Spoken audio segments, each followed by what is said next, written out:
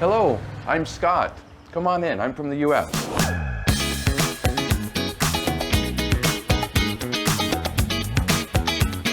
This is my wife Brenda, she's from Indonesia.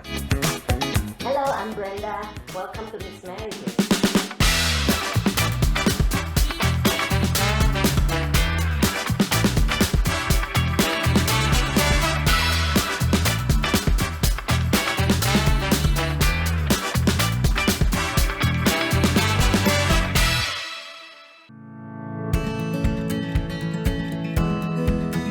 So I never trusted my intuition before. Intuition is like, that gut instinct within you say something.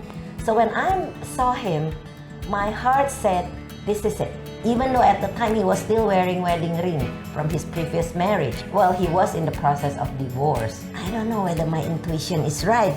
Even though my heart said this is it, because you were still wearing your wedding ring. But then, when we talked, I understood that you are in the process of divorce, right?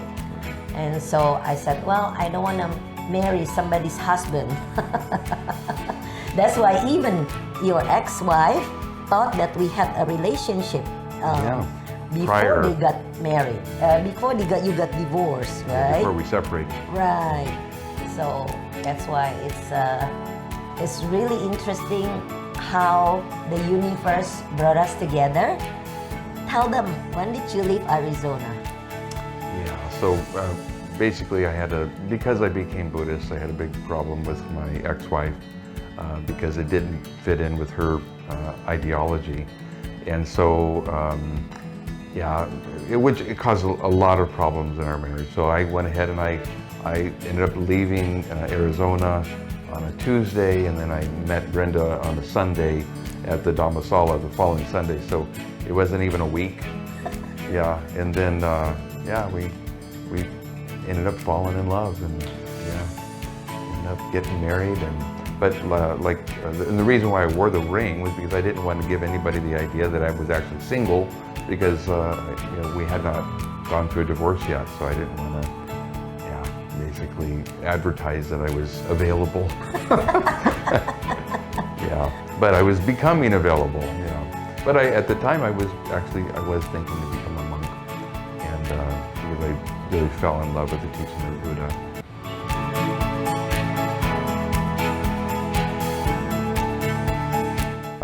I was a Christian, and I had become Buddhist, and then I met Brenda, and she was also Buddhist, and we had the same interests.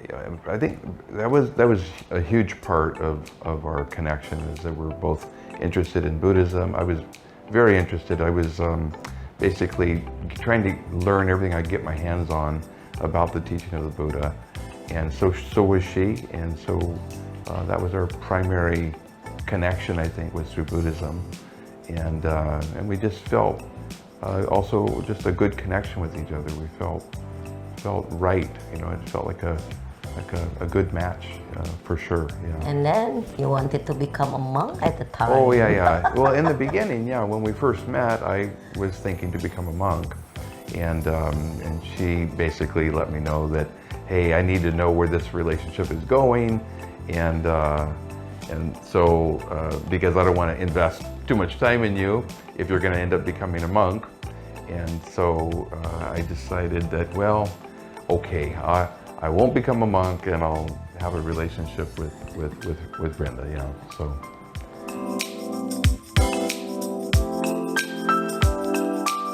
Well, it happened one time I was really ill.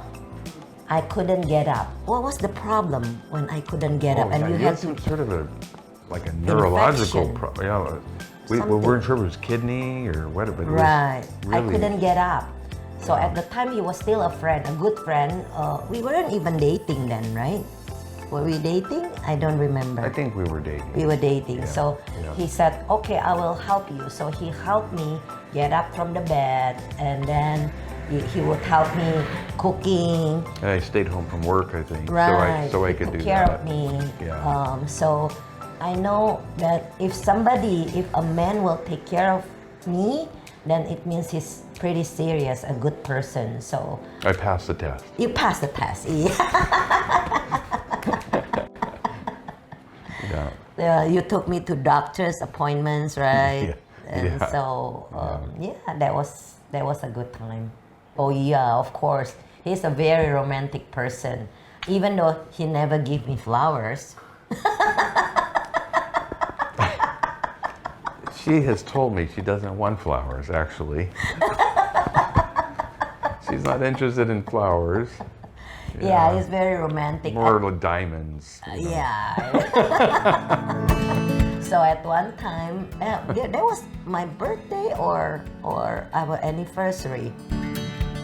You had a very nice card at home, and I was really surprised.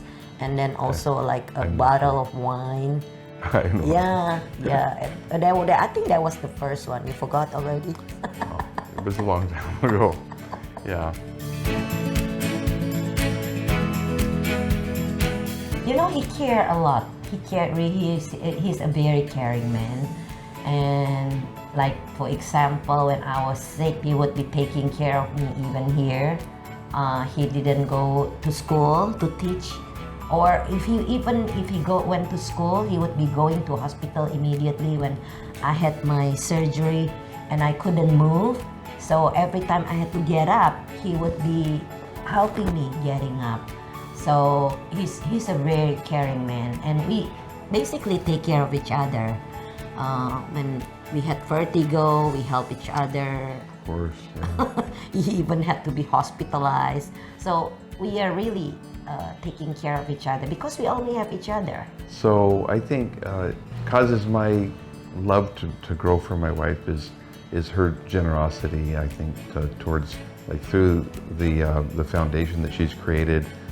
She's done that out of her love and concern for people, to wanting them to understand this particular practice of meditation. And so her desire to help people experience the teaching of the Buddha in these ways. Yeah. Oh yeah, thank you for being a very good husband, good son-in-law to my mom, and what else? Yeah, you're just the best husband for me ever, because I had the previous one and it wasn't as nice, as good as this guy. So just thank you for being good. Yeah, you're welcome, love. My pleasure, my joy. Yeah, I just, as I grow older, remember that I become more forgetful and be patient with me. Yeah. Yeah, being such a wonderful wife. Yeah, you're welcome. Being patient with me. Yeah, there's a lot of, actually, as being here in Indonesia, I don't speak Indonesian very well. I never really learned it. I know. And so you have a lot job. of patience with me in helping to translate and things like that. So Yeah, it's time for you to learn Bahasa really well. yeah, but as I get older, my memory's going, so harder and harder to learn it. Anyway, but thank you. Yeah, You're welcome. being such a good wife. Really enjoy Indonesia in general. He's an easy eater. Yeah, I eat everything. So the reason why I really like es campur is because it's very fresh. Nasi Oi. goreng pete, my favorite. Yeah, his favorite, My favorite. nasi goreng pete Yeah, at this from restaurant. Yeah. Ikan bakar Cianjur. Ibiche.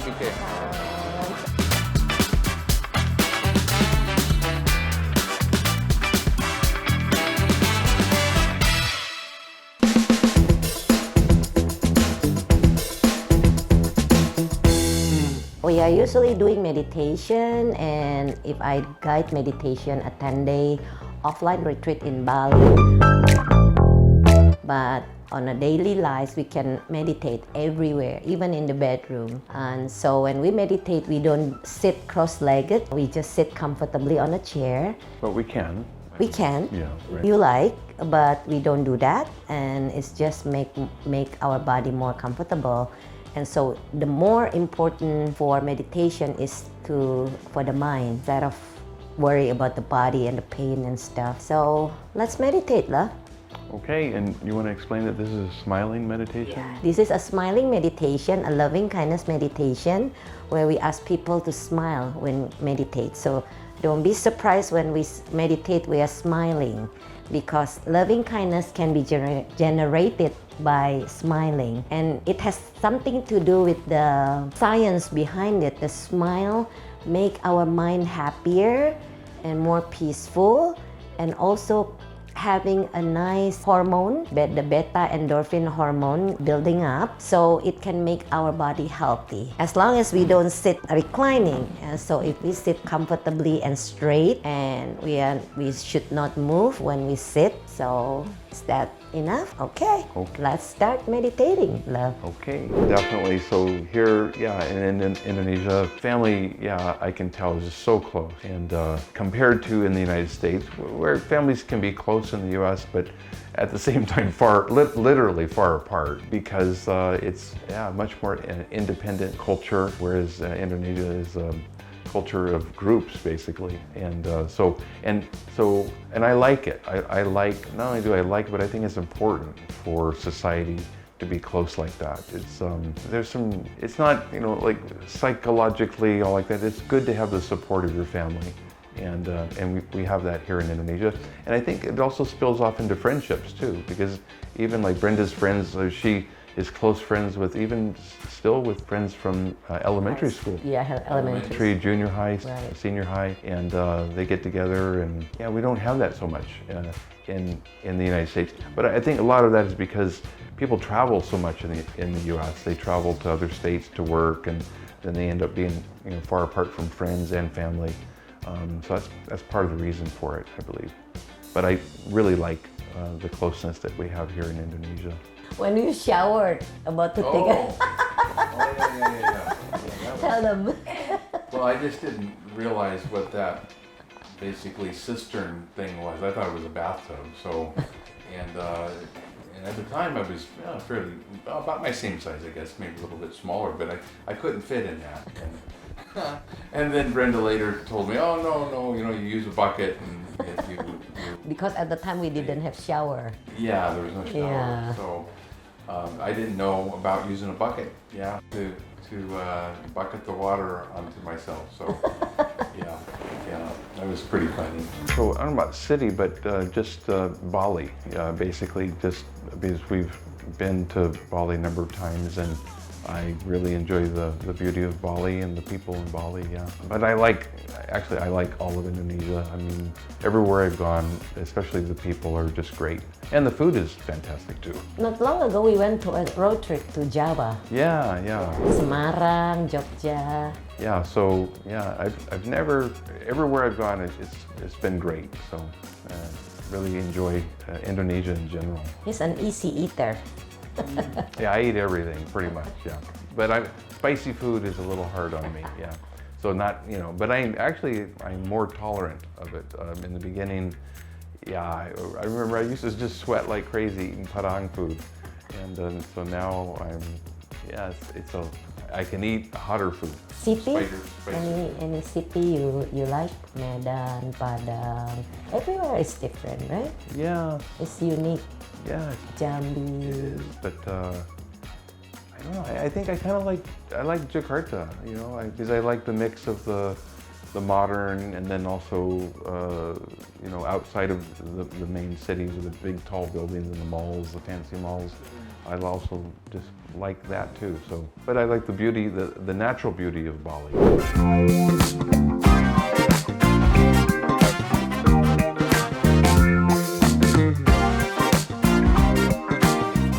Nasi goreng pate, my favorite. Yeah, his favorite, My favorite. nasi goreng pate. At this restaurant. Ikan bakar Cianjur. EBK.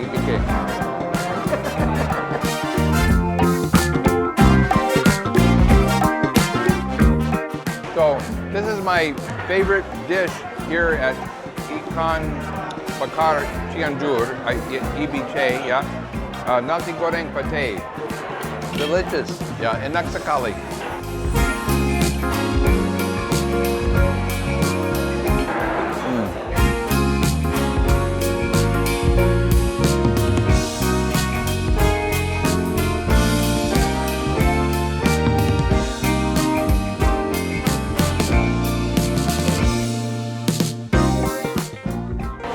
One of. One of, yeah. Maybe it is the favorite. Well, I like martabak too, you know, martabak. But yeah, es campur, nice on a hot day, yeah. Pastel. Still, yeah, but es campur, enak sekali, yeah, very good. Es kelapa muda. Kopior. So the reason why I really like es campur is because it's very fresh and sweet and has, like, this is coconut, yeah, and then there's avocado. Where's the avocado? There's some avocado there, yeah. So it's a really nice, natural, fresh, yeah, cooling dessert. And I never had this in the United States, yeah. So it's delicious, yeah.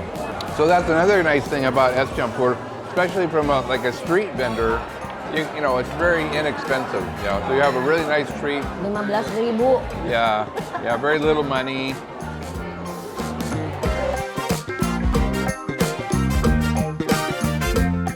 Mixed marriage can be fun, yet confusing because it's a different culture, obviously. And we get to understand a different country, everything is different.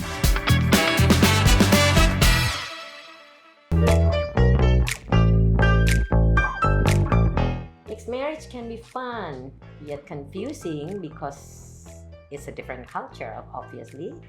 And we get to understand a different country, everything is different, basically, the food, whatever, right? The tips is patience and understanding each other, and really communication, because for example, when I was upset, I would just be quiet, and he was confused, didn't know what to do. So when we talk, we understand what's his point of view, what's my point of view. So the tips really is discussing, talking about our differences, how we want to make this marriage work, and also have fun. Not to take things too personally, and we just, we have fun, right? And we have special name for each other, which we are not telling others. Yeah, it's our pet names, you know. Yeah. So, and yeah, so for me, yeah, also really big on patience, because, yeah, I may do things in a certain way that comes from my culture that doesn't match the Indonesian culture. So she's got to be patient with me, and then of course the other way too. I need to be patient with her because maybe I'm expecting something. So really reducing our expectations and of each other, and accepting each other for however we are, which also, of course, also takes a lot of patience, and then at the same time, as my wife said, also to try to have fun and to laugh and smile and just enjoy each other, yeah, and enjoy the different experiences that we can have together.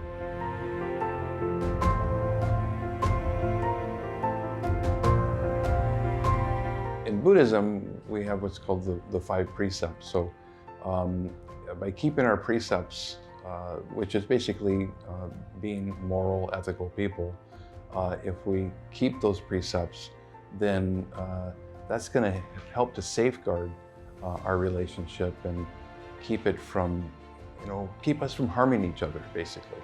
Right. And that, that's right speech and right action, and all the different things, like, don't get intoxicated, where we might cause us to say something stupid, and then we can't take it back, because it already came out of our mouth.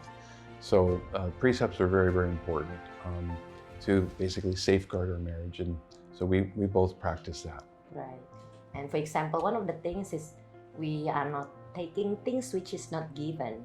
So even I know where he keeps his money and he knows where I keep my money, we don't touch each other's money unless he gave it to me or I give it to him. So that's also one of the big things, right? Yep. We trust each other with that in that case too. So Yeah, so trust is, of course, a Right. really big thing too, of course. So, yeah, and then don't break the trust. yeah. Because once you break the trust, then it's very difficult, or can be very difficult, to get it back. Yeah.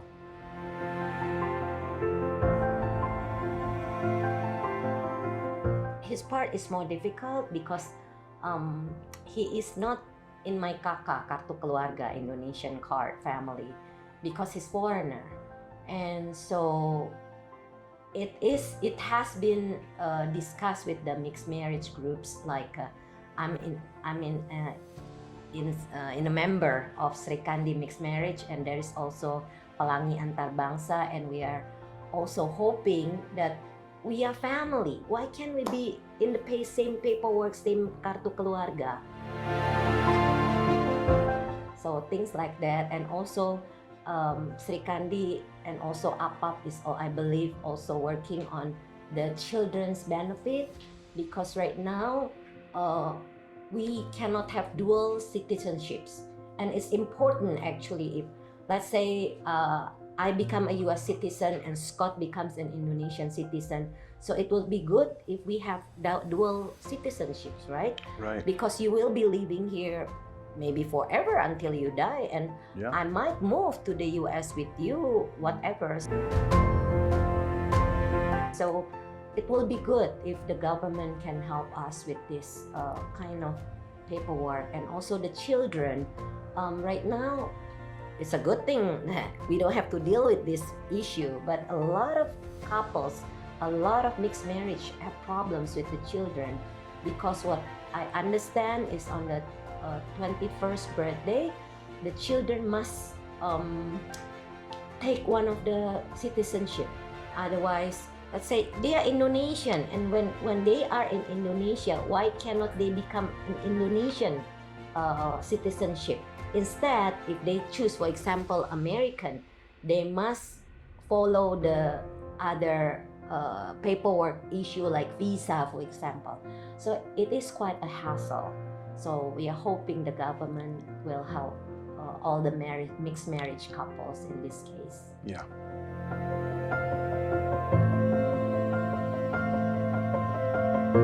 So mixed marriage can be really fun, And if your heart is telling you that this is the right person for you, in my opinion, I would say definitely go for it, because it's a great experience, both personally and culturally. bye. Bye-bye.